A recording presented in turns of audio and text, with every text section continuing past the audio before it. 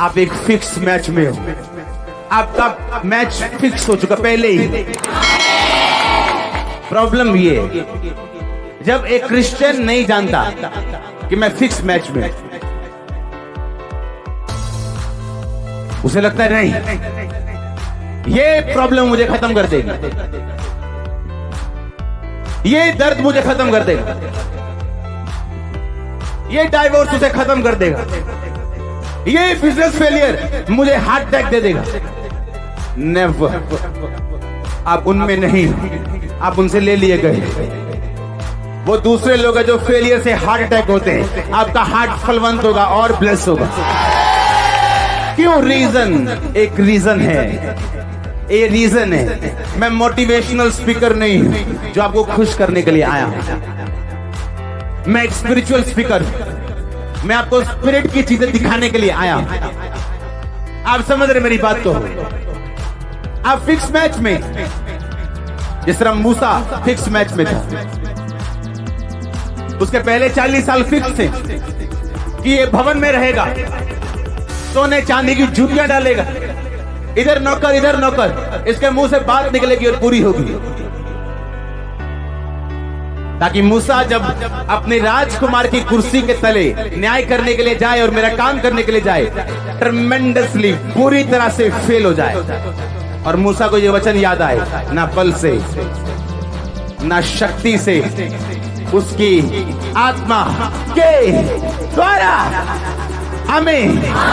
अब 40 साल मूसा भागा, विधान देश में परदेशियों के रहा, वहां भेड़ों और बकरियों को चराया, रोज उन्हें गिनना, उन्हें रखना, कोई गुम जाना उसे ढूंढना।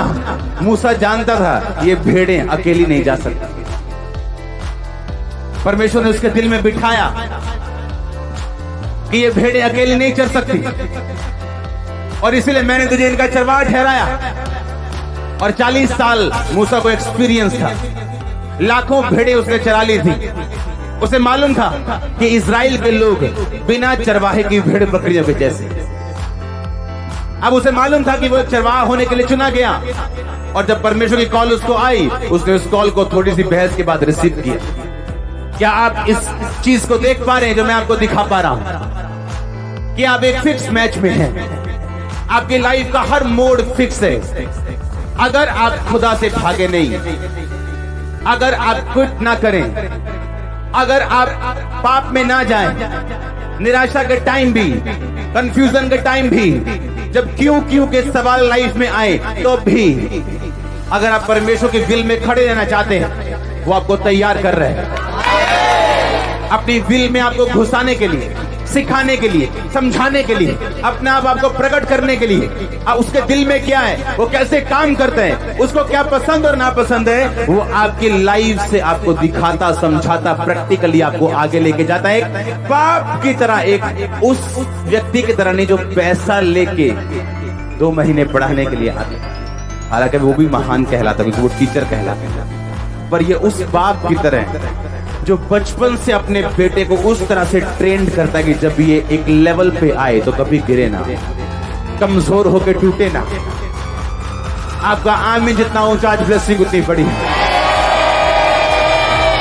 चल रहे हो, आप बैठ जाओगे प्रेयर में और उसे सिखा दोगे आप कौन हो। यह भयानक काम है कि आपका रिश्तेदार आपको फोन करके बोल रहा है कि बहन तुझे मैंने फोन करके प्रेयर करने के लिए बोला था, मैं ठीक हूं, मेरा काम हो गया।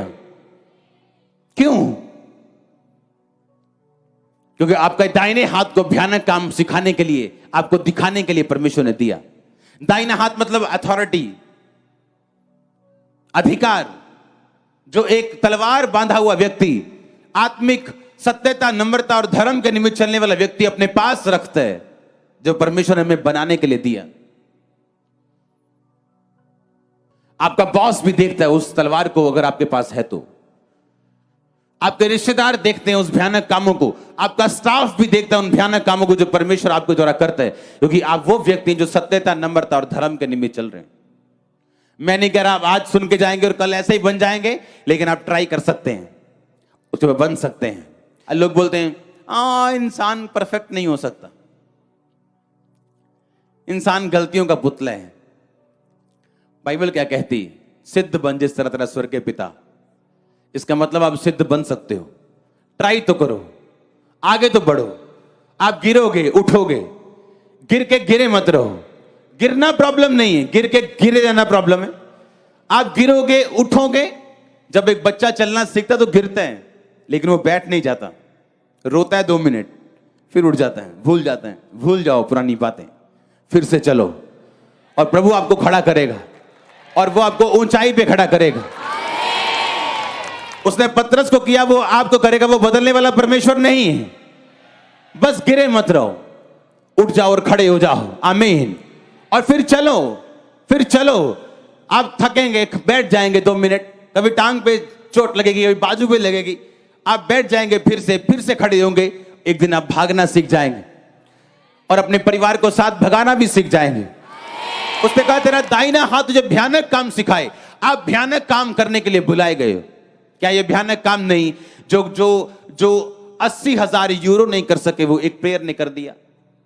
जो IVF नहीं कर सका, जो डॉक्टर नहीं कर सके, वो प्रेयर ने कर दिया। जिसका इलाज नहीं है मेडिकल साइंस में, वो प्रेयर ने कर दिया। तो परमेश्वर ने कहा मैंने तुम्हें भयानक काम करने के लिए बुलाया। उसने कहा लोग तेरे साथ होंगे, डिवाइन हेल्पर्स तेरे साथ होंगे। अगर तू सत्यता, नम्रता में चलेगा, तेरे होठों पे अनुग्रह होगा। अगर तू सुंदर होगा, परम सुंदर होगा, धर्म से प्रीति रखेगा, दुष्टता से बैर रखेगा, अगर तेरे सिर पे तेल होगा, अनॉइंटिंग होगी, अभिषेक होगा, तू सफलता पे सवार होगा, तेरी कटी पे तलवार होगी, तो भयानक काम सीखेगा। तेरा दाहिना हाथ तुझे भयानक काम करना सिखाएगा। तेरा दाहिना हाथ तुझे भयानक काम सिखाए। तलवार कहां बांधनी है? कटी पे। सत्यता, नम्रता, धर्म के निमित्त अपने ऐश्वर्य और प्रताप के ऊपर सफलता से सवार हो। ये मेरी प्रेयर पॉइंट्स है मेरे, जो मैंने लिखे। हां, पहली प्रार्थना किस चीज के लिए करनी, दूसरी, तीसरी, चौथी, पांचवी, इस तरह से मैं प्रार्थना करता हूं। आपको प्रेयर पॉइंट्स करके प्रार्थना करनी है। और एक दिन में 30 पॉइंट लिखने की जरूरत नहीं। बैठ जाओ प्रेयर में। आपको पता है कि 4-5 पॉइंट्स हैं आपके पास, लिखो, फिर लड़ो उन पे, मारो मुक्के, पकड़ो शैतान को। रोज अगर एक पापी विधवा का न्याय कर सकता है, परमेश्वर ने कहा वो लोग जो दिन रात मेरे नाम की दुहाई देते, मैं उनका न्याय क्यों ना करूंगा। तो अपने आप से पूछने की जरूरत है, क्या मैं दिन रात दुहाई देने वाला व्यक्ति हूं, या सिर्फ विश रखता हूं, मुझे ये मिल जाए, मेरा ये काम हो जाए, मैं ठीक हो जाऊं। तो विश परमेश्वर पूरी नहीं करते हर बार, क्योंकि वो जीनी नहीं है, वो परमेश्वर है। अगर ऐसी विश पूरी हो तो आप आलसी हो जाएंगे, और कोई बाप नहीं चाहता उसका बच्चा आलसी हो।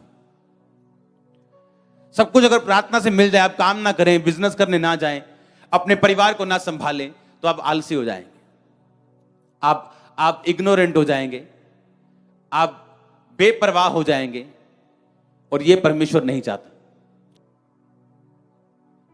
हालेलुया। जो तलवार आपके साथ है उससे लड़ना कैसे? एक एक पॉइंट बना के। दिमाग के सहारे मत चलो, भूल जाओगे 2 चीजें। तो 8 चीजों में जीत के अगर 2 में हारोगे, अच्छा लगेगा?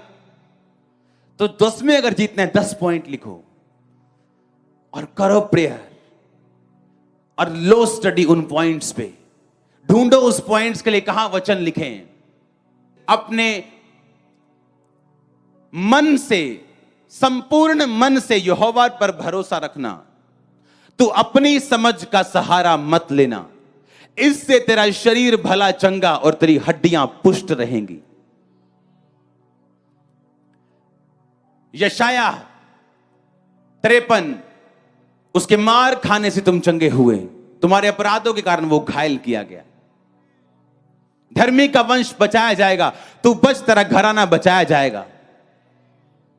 ये वचन आपको एक एक पॉइंट के लिए ढूंढ के उन पे लड़ना है और प्रेयर में रहना है। God bless you all.